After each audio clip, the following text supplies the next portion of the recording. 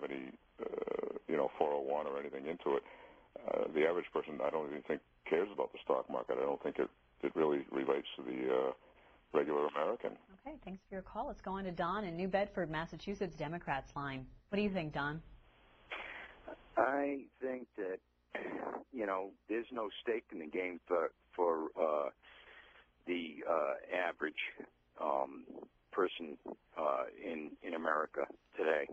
I think that when Bush came into office and he took away Glass-Steagall and took away all these regulations. I mean, that's all they talked about. The Republicans talked about was deregulate, deregulate, deregulate, and now they're talking about global economy. There's only stake for people who are making $200,000 and up. Anybody that's making $30,000 a year, or even less, $15,000 a year, are struggling. With the high gas prices, which is every single thing up, including food and other things that you have to are necessities to turn around and live. So I think that if you look at the cost of living for average people and the amount of money that the stock market is making, the average person doesn't have any stake in the game. All right, thanks for your call, Don. Here's what Mike tweets in.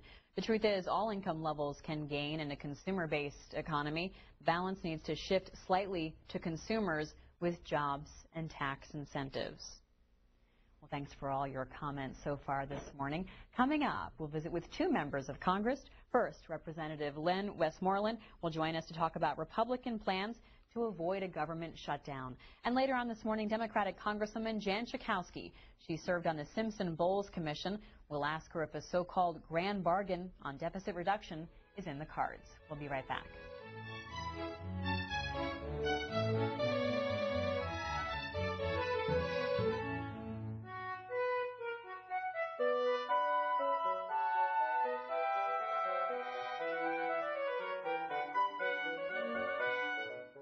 Abigail's letters have been in print, and she's been read since 1840, when her grandson first published an edition of her letters, which went through 4 editions in the 1840s.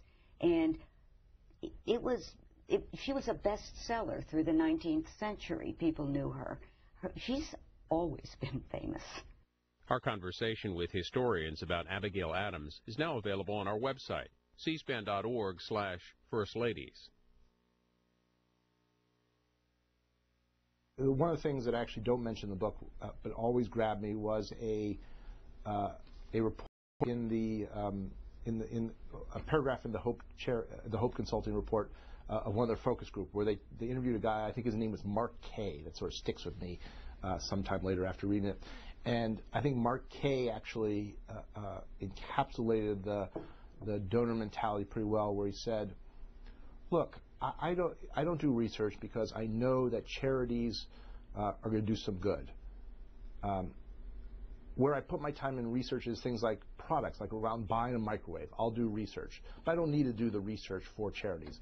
And I think that actually captures the prevailing ethic right now among donors. And part of my book is really, I would say, a plea to the donor community to rethink it. All charities are not alike. They're good ones, they're bad ones, there's a lot in the middle. We got to get money to the best in breed so that they survive and that the others don't. With little accountability or measure of effectiveness, With Charity for All author Ken Stern looks at the world of nonprofits on Afterwards, Sunday night at 9, part of Book TV, this weekend on C-SPAN 2. Washington Journal continues. Congressman Len Westmoreland is our guest, Republican of Georgia, where he represents the 3rd District. Thank you for being here this morning. Thanks for having me. We'll see the House later on today take up a continuing resolution that would keep the government funded through September. What are your thoughts on this? We're looking at essentially a Republican-led plan. Yeah. Well, I think it's important that our leadership saw the necessity to do something early. I mean, the CR is not up until the 27th of March. But what we find ourselves here in Washington doing is waiting till that last minute. And you make bad decisions. And, so what we're trying to do is to put this proposal on the table. It actually would be a CR for 10 of the appropriations bills. For the MILCOM and Veteran Affairs and the DOD, it would actually put in place the appropriations bills that we passed for 213. And what that does, it gives the military and the Pentagon a little more flexibility. It doesn't change the sequester number, but it gives them a little bit more flexibility on what they can and can't do. What do you think about the GOP leadership strategy to take that threat of a government shutdown off the table? How does that change your bargaining power? Well, I don't know that it does. We put the debt ceiling back to the end of May because we felt the sequence of events was going to be very important. And then, of course, the sequester came up. We're going to be doing the budget in the next couple of weeks. That's going to come out of the House as, no pay, no pass, no play plan that we passed there. So the CR just kind of takes the threat of a government shutdown off the table, allows us to concentrate on what we're going to try to do for the budget. Because we feel like, that the government runs better just like our households and businesses do if you have a budget. And we hadn't had one in 4 years, at least the Senate hadn't had one. So we're just trying to get this out of the way. The number's probably going to be 985 for the CR, 984, somewhere around there. So, the sequester kicked in. I think that we're going to get used to it.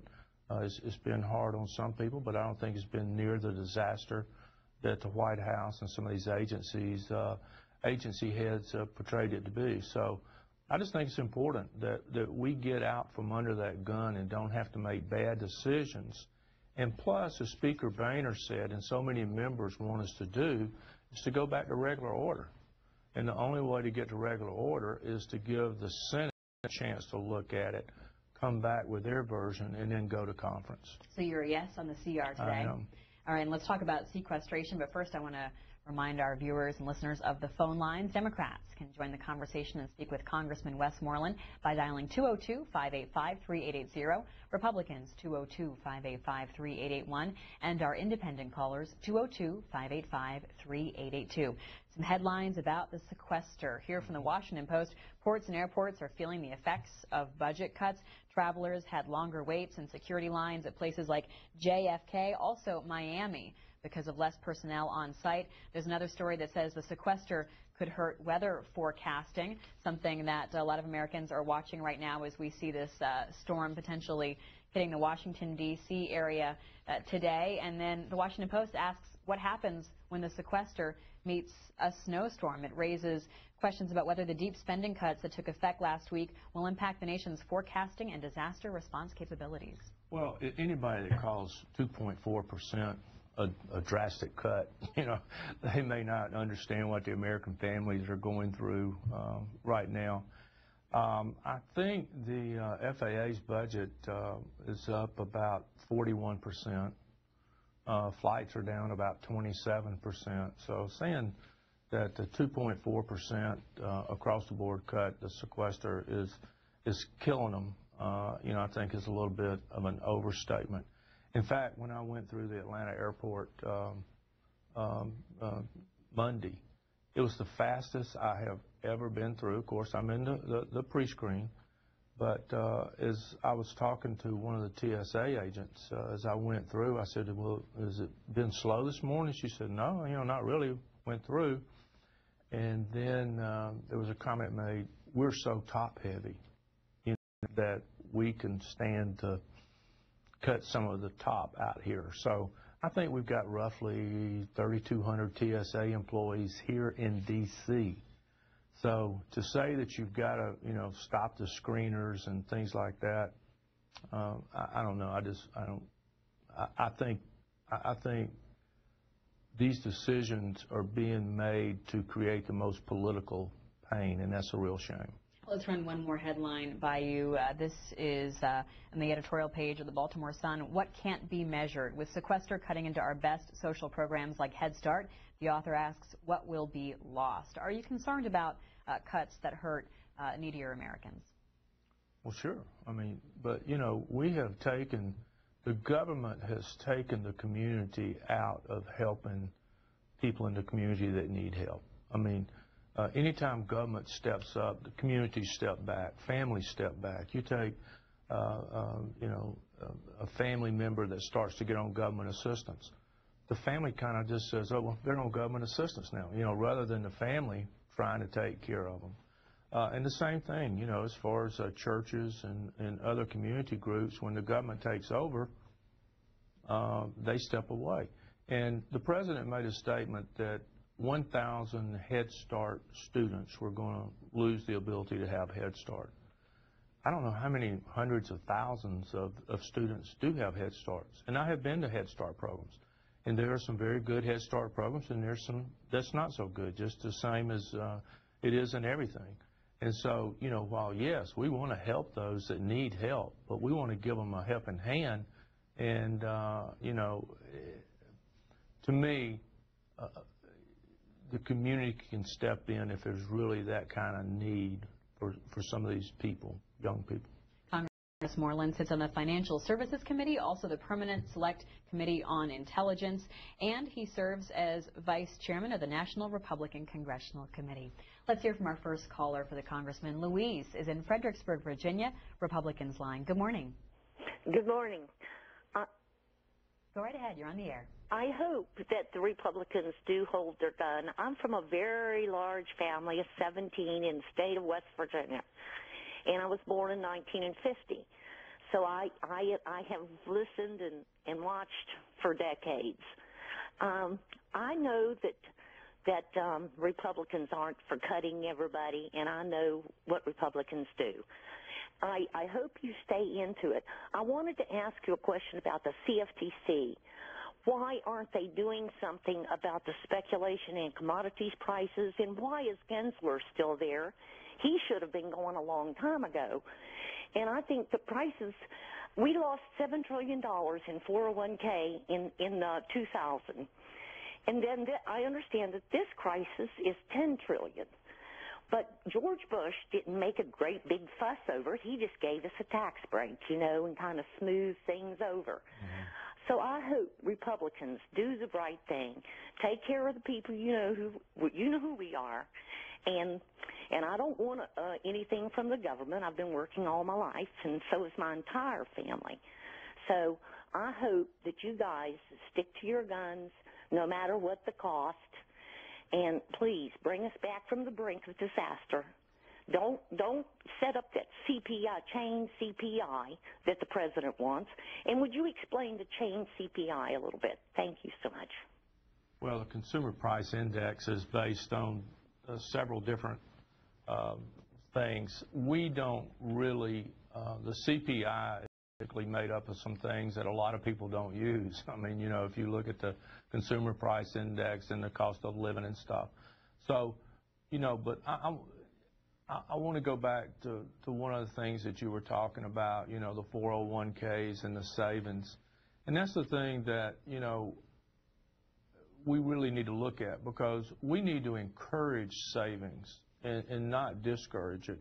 And with the bonds the way it is right now, excuse me, you know, you're not getting any return on it. And so a lot of these older people that have bought government bonds and stuff are not getting any return.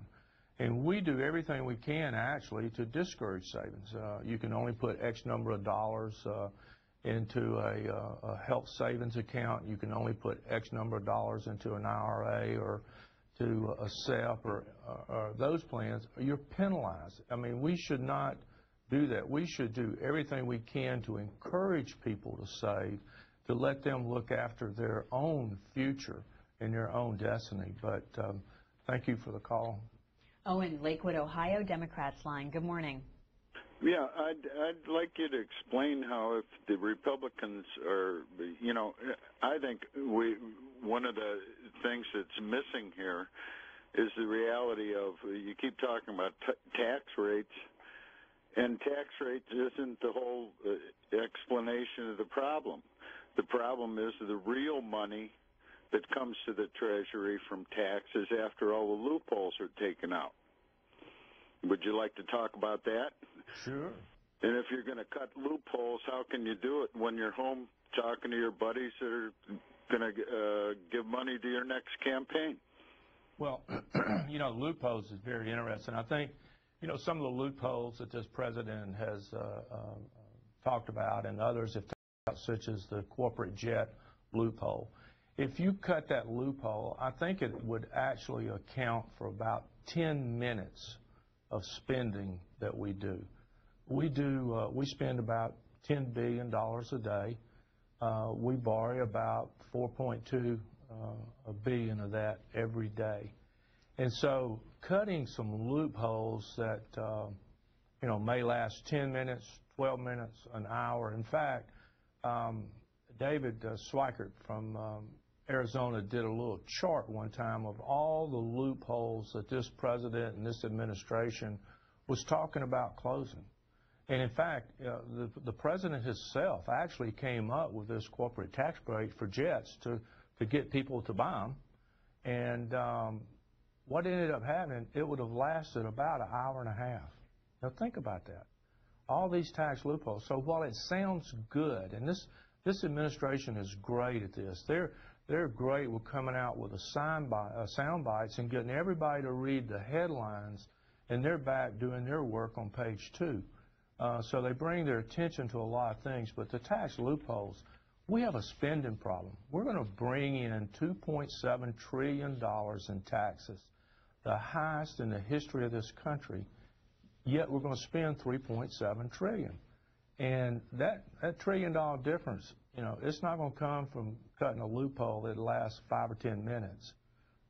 It's going to take some spending cuts and prioritizing where our spending is. Congressman, here's a story from Politico. Congressman Paul Ryan's budget will show how Republicans can balance a budget that's trillions of dollars out of whack, but the most significant unresolved issue comes down to a minuscule number: 1 year. Ryan, the House Budget Committee chairman, has privately been floating the idea of allowing his changes to Medicare to kick in for Americans younger than 56.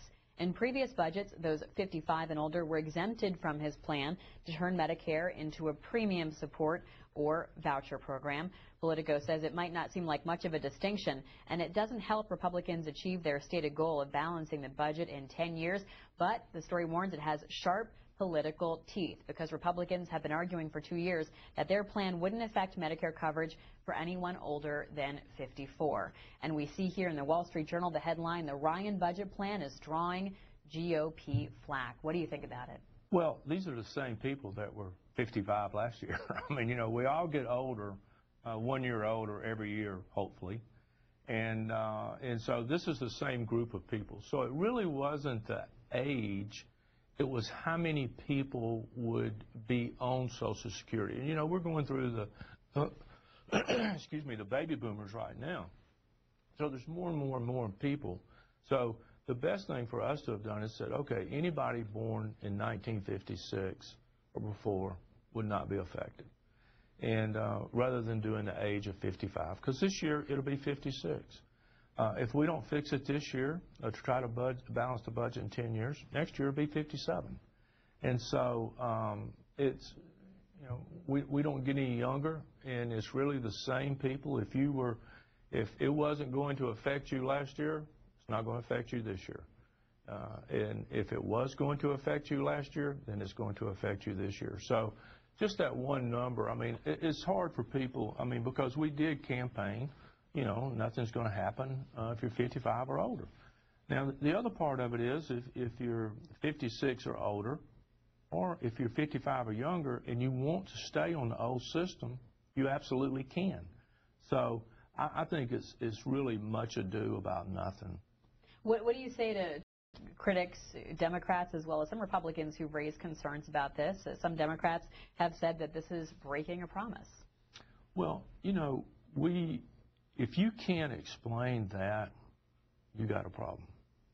I mean, if you can't explain that the people that were 55 are now 56, and it really didn't have anything to do with the age, it did with the numbers of how many people are going to be coming on to the Medicare, Social Security, had nothing to do with some magic number of age. Let's hear it from Leonard on our independent line.